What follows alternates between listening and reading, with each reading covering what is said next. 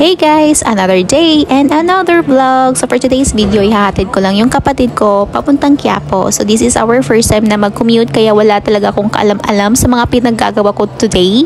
So from the village, sasakay lang kami ng tricycle hanggang Meralco kung saan kami doon maghihintay ng bus papuntang LRT station.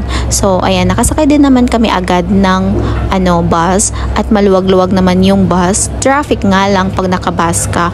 Well anyway, ayan na, 35 pesos lang yung bayad namin sa bus. And along the way, bumaba kami dito sa may EDSA station kung saan dito kami sasakay ng pa LRT1. Kaya hinahanap ko pa talaga kung saan yung LRT1 kasi na-realize ko, hindi lang pala pagsabing LRT, hindi lang pala diretso kang LRT, no? Dapat may 1, may 2 pa, may ganun pa pala. So, andito na nga kami sa ticketing station at nagbayad na kami papuntang Dorothea Station kung saan doon malapit ang pinagstayhan ng kapatid ko sa may Dr. Fabella Hospital doon banda. So, ang daming ang pasahero pero nakaupo naman kami.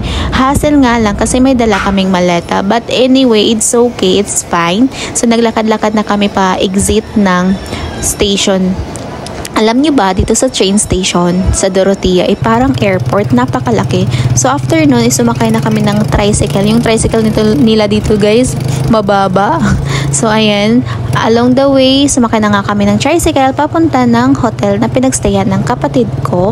So, nakarating din kami at last. O, diba? Sinundo pa kami ni Gardy. So, dito na nga kami sa elevator, packet na kami sa 11th floor, and that's all for today's video. Bye!